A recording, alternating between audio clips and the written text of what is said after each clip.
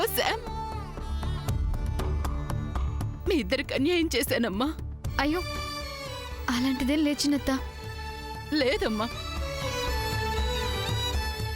నేనప్పుడు అలా చెయ్యకపోయి ఉండుంటే ఈ పాటికి మీ ఇద్దరికి పెళ్ళైపోయి ఉండేది కదమ్మా.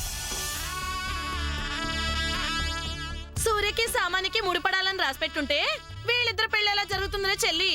అమ్మా, పిన్ని ఇప్పుడే కాస్త శాంతించింది, మళ్ళీ రెచ్చగొట్టావెందుకు? అమ్మా పద్మ, ఎవ్వరు ఏం చేసినా వీళ్ళ జంటని విడగొట్టలేరమ్మా. సూర్య, శామ్,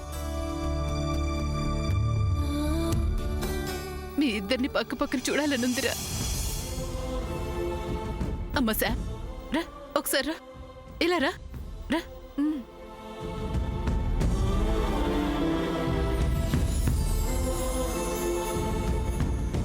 ఇదేరా ఇదేరా నేను కోరుకుంటున్నది. మీరిద్దరూ ఎప్పుడూ సంతోషంగా ఉండాలి.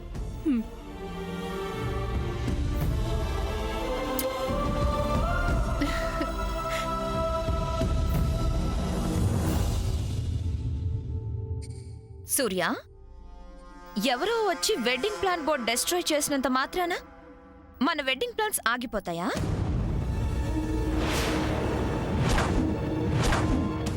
ఏంటి అలా చూస్తున్నావు? ఓ, ఇందాక నేను అన్ని తిట్టినా సిగ్గు లేకుండా మళ్ళీ వచ్చిందేంటానా? తిట్టిందెవరు సూర్య? నువ్వే కదా. నువ్వు నాకు కాబోయే భర్తవు కదా. నువ్వు తిడితే నేను అవన్నీ పట్టించుకుంటానా? అవన్నీ పట్టించుకొని మన వెడ్డింగ్ ఆపేస్తానా? నేనెక్కడికి రాను. పదే పదే అడిగి ఇరిటేషన్ తెప్పించుకో. ఓ, మూడ్ బాగోలేదా? నీ మూడ్ బాగోకపోతే మనం తర్వాత వెళ్దాంలే Surya. But I want to tell you an important thing. ఇది కాని చెప్పానా నువ్వు చాలా ఎక్సైట్ అవుతావు, అంతేకాదు థ్రిల్ ఫీల్ అవుతావు. సామాన్య, నీకు నా మీద ఇంత లవ్ ఉందా అని షాక్ అయిపోతావు. అమ్మ సామాన్య, అదేంటో తెలుసుకోవాలని నాకు చాలా ఆత్రంగా ఉందమ్మా. చెప్పమ్మా. ఓకే ఆంటీ, చెప్తా. సూర్య, నిన్ను చూసిన క్షణం, నిన్ను లైక్ చేసిన క్షణం, లైఫ్లో మ్యారేజ్ అంటూ చేసుకుంటే నిన్నే చేసుకోవాలని మైండ్లో చాలా స్ట్రాంగ్గా ఫిక్స్ అయిన క్షణం, స్టెప్ బై స్టెప్ మన వెడ్డింగ్ ఒక థీమ్తో జరగాలని నేను డిసైడ్ అయ్యాను.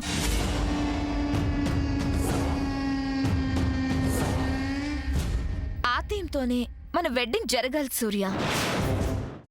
అమ్మా, అలాంటి వాళ్ళది నిజమైన ప్రేమ కాదు, అది వ్యామోహం. ఎగ్జాక్ట్లీ చిన్నత్త, నిజంగా ప్రేమించుకున్న వాళ్ళు అలా చేయరు. ఎంత మనసు విరిగిపోతే కన్న కూతుర్ని పట్టుకొని మా దృష్టిలో చచ్చిపోయా ఉంటుందా తల్లి? అది సరే అమ్మా, తన కూతురుతో తన మాట అనేటప్పుడు ఆమె మాటల్లో వ్యథ, కళ్ళల్లో బాధ గమనించావమ్మా? పెద్దబాబుకు బర్త్డే విషెస్ చెప్పు కూడా వెళ్ళాం కదా. ఊరికే ఎలా కాలిపోతుంది? మంట పెడితేనో పడితేనో తగలబడుతుంది.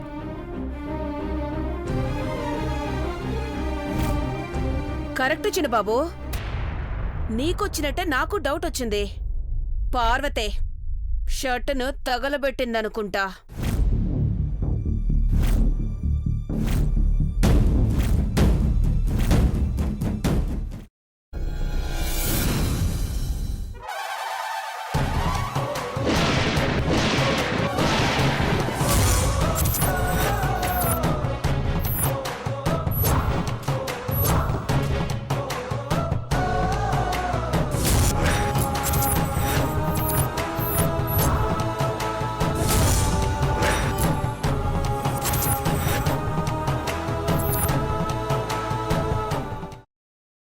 తర్వాత పొట్టు తీసేసి చాప్ చేసి పక్కన పెట్టుకోవాలి.